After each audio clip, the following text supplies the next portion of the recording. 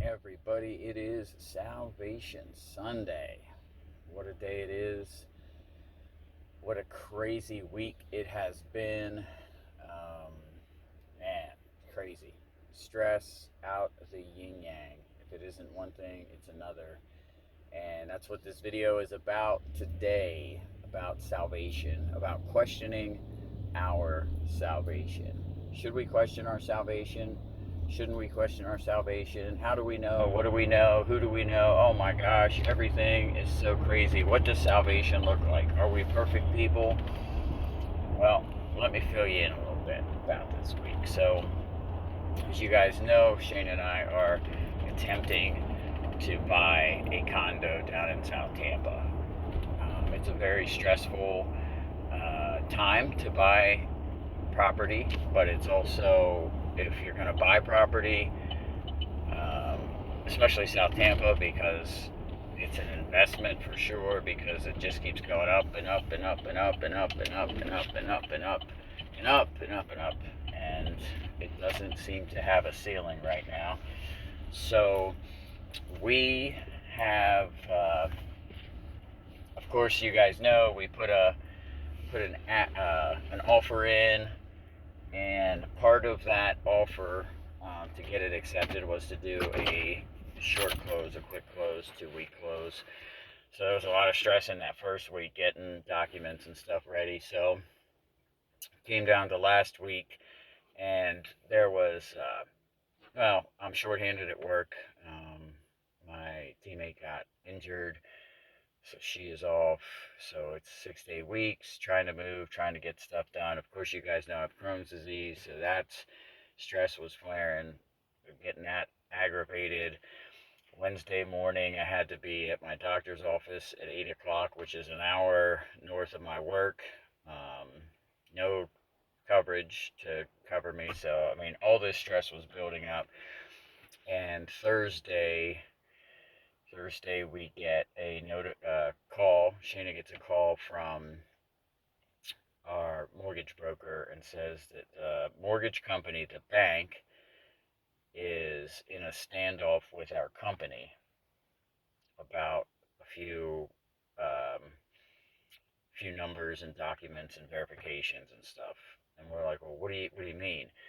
And she's like, well, the mortgage company requires your work to do something to get them to do the mortgage, but the work requires the mortgage company to do something to give them the verification, and neither one of them is budging.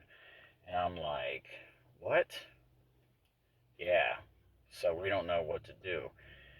And I'm like, so basically, now all the work we've put into the $1,800 or whatever we've already spent um, for inspections, appraisals, the whole 9 yards, all that is going to go literally in the garbage can, and we're back at ground zero. As a matter of fact, if we're at ground zero, then we're not going to go through the whole process again just to get back to ground zero if neither one's going to budge. So, man, Shane and I, we're fit to be tied, dude. Um, Both of us reacted very badly. And I mean, like, bro, you wouldn't have wanted to been around us. I'm just telling you. We were straight up buttholes and not good. So, I mean, so bad that we were on the highway on the way home, and a lady in the passing lane, this is 4 lanes each way, not 4 lane highway, two, and two. This is 8 lane highway, four on each side. This lady's in the far left lane, misses her exit, so she slows down to like 40 in a 75 and 80 mile per hour traffic flow so she can cut across 4 lanes. Shane almost rear ends her. I put my window down and I'm like out the window at her. Almost lost my false teeth, almost flew out of my mouth. Not good, dude. We were bad. Friday comes around, everything gets resolved, back on for closing for this Wednesday. And while we were happy, God really showed us something that inside of us. So the flesh man, The flesh, the fallen people that you and I are, and Shane and I are, you got to kill it. Remember, Paul says, "I die daily." Sometimes you got to die moment by moment to keep it down.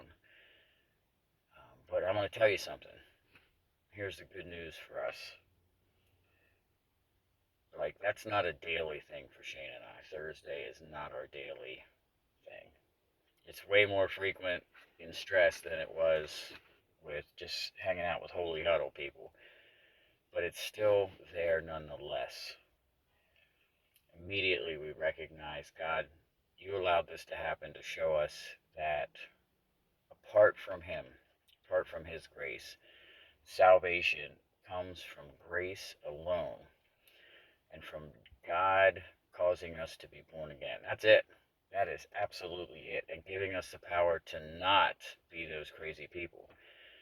And if we put that aside and go back into our fleshly nature, that is the results we will get. One thing about Shane and I, we never questioned our salvation. We weren't like, oh my God, were we not even saved? I yelled out the window, oh my gosh, oh my gosh. Because scripture is really, really clear.